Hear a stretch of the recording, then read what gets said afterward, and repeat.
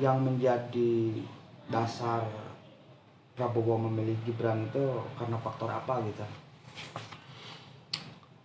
Kalau dari statement, saya akan kutip statement Bapak Prabowo ya.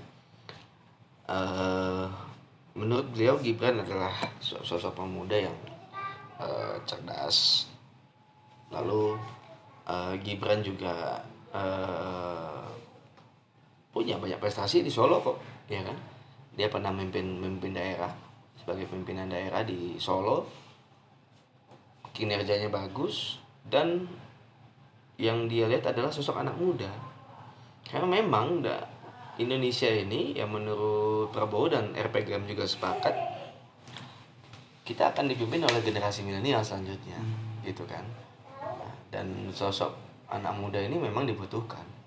Gitu. Jadi tidak sekonyong-konyong melihat dia anak presiden, anaknya Jokowi, dia harus milih, tidak seperti itu. Tapi cek and recheck kapabilitas dia, ya kan, kapabilitas dia, terus kemampuan dia juga di apa namanya dilihat lah. Karena juga Pak Prabowo tidak sendiri, ada partai koalisi. Artinya jika semua partai koalisi dan ketua-ketua umum partai koalisi itu melihat menyetujui Gibran, ya kan, artinya udah satu visi Prabowo dengan semua partai koalisi melihat bahwa Gibran ini memang layak, gitu kan, menurut mereka seperti itu. Dan RPGM, kenapa kita fokus ke Gibran ya, karena kita ya itu sama seperti kata Prabowo, ya kita akan coba naikin anak muda, giliran kita nih sekarang nih, gitu loh. Seperti itulah gambarannya.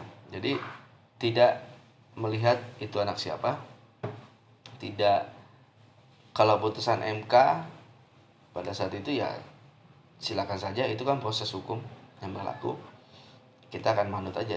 Apabila pada saat itu Gibran ternyata tidak memenuhi syarat, ya mungkin Prabowo akan melihat sosok yang lain yang kita akan mendukung, gitu kan. Tapi karena ternyata memenuhi syarat, terlepas dari isu yang ada ya, karena ini udah putusan, ya kita akan mengikuti gitu.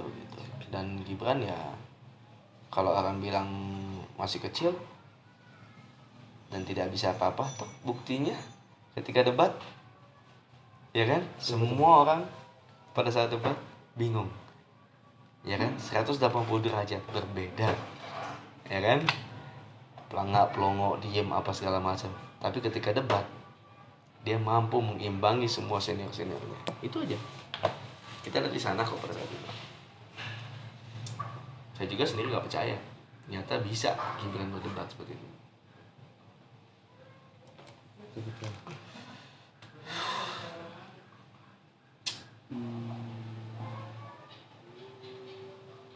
Kalau kan udah panjang masalah kampanye, pelik,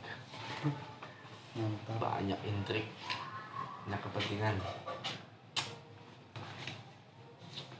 Kemudian kan kota Bandung tuh terkena ongkos politik yang mahal.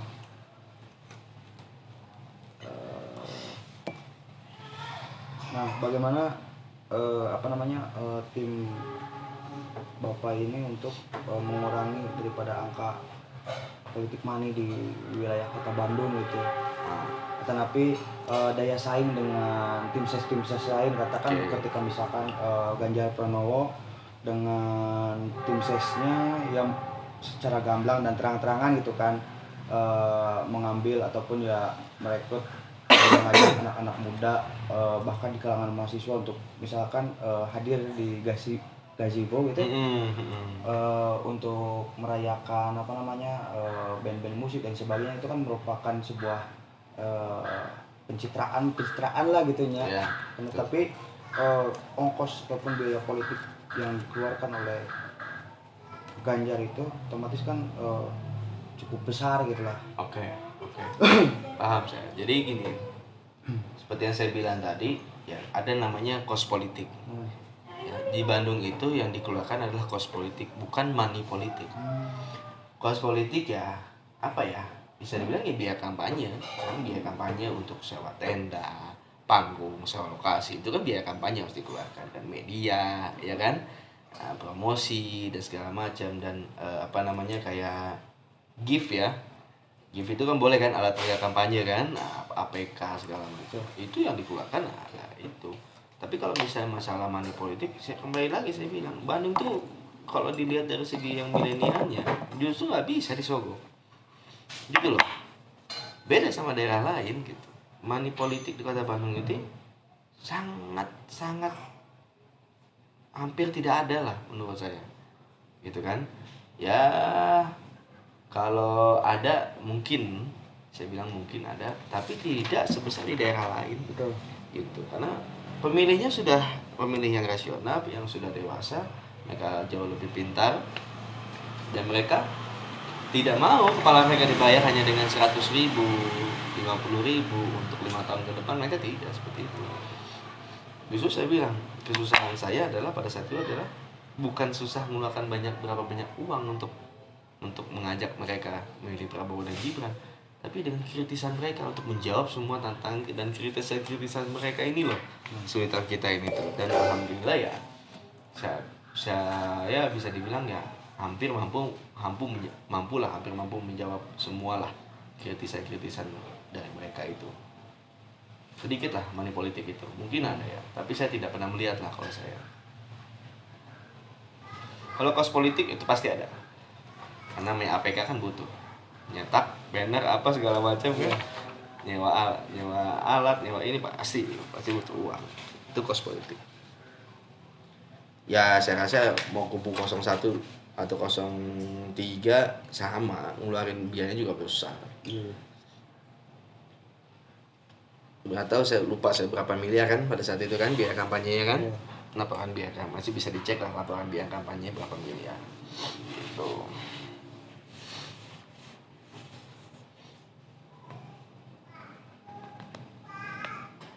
Terus harapan tim sukses setelah Prabowo Gibran menyatakan menang secara secara sah gitu ya, sebagai presiden dan wakil presiden terpilih, apa harapan daripada generasi muda yang tergabung dalam komunitas tersebut gitu Pak? Iya, saya mengatasnamakan relawan RPGM Jawa Barat. Saya mewakili teman-teman yang ada di grassroots, bahwasanya kita sangat berharap Prabowo dan Gibran bisa mengakomodir semua masukan, semua harapan-harapan yang sudah kita pernah lontarkan ke beliau, baik itu tentang fasilitas yang bisa kayak jenis-jenis fasilitasnya, kayak fasilitas pendidikan jauh lebih baik lah, terutama di Jawa Barat ya, dan di Kota Bandung. Lalu kita sebagai anak muda tuh dapat diperhatikan lah, ya kan, dapat diperhatikan, dapat difasilitasi dengan baik, dan diarahkan sesuai dengan minat dan bakat kita gitu. Karena kadangkala ya gitu, anak muda ini sering dianggap remeh, makanya kita waktu itu sudah sering setiap ada acara kita Gibran ada di Bandung, beberapa kali kita sering lontarkan, tolong Mas Gibran fasilitasi kita UMKM, fasilitas kita beasiswa, banyak prestasi yang bisa kita sebetulnya kita dapatin, tapi terhalang ya kan, akibat fasilitas, akibat biaya. Gitu kan, banyak hal-hal yang bisa kita menangkan tapi tertunda, kayak gitu lagi, akses ya kan, logistik, terutama di Jawa Barat. Karena teman-teman anak muda di Jawa Barat ini luar biasa, semangatnya luar biasa ya, tapi gitu, semangatnya melebihi logistiknya. Kita nggak punya apa-apa tapi kita tahu semangat. Nah, logistiknya ini kita bukan minta uang mentah kok, kita butuh, yuk kalau kita mau pergi kemana, ada kegiatan apa yang bisa mengharumkan nama daerah, fasilitasi lah gitu kan. Kalau Pemda tidak bisa memfasilitasi, ya pemerintah pusat gitu kan. Kita mau cari beasiswa, yuk kalau Pemda nggak bisa ya pemerintah pusat gitu kan. Jadi jangan kita dibenturkan terus lah dengan pemerintah pusat yang nanti akan berbenturan, oh anggarannya tidak ada, padahal ya di pemerintah pusat lebih banyak anggarannya misalnya kan. Pemda malah bilang nggak bisa, nggak ini ya. Itulah seringnya kita kayak gitu kan. Jangan kucilkan kami lah, karena mau nggak mau ya kami yang gantiin kalian nanti. Mantap.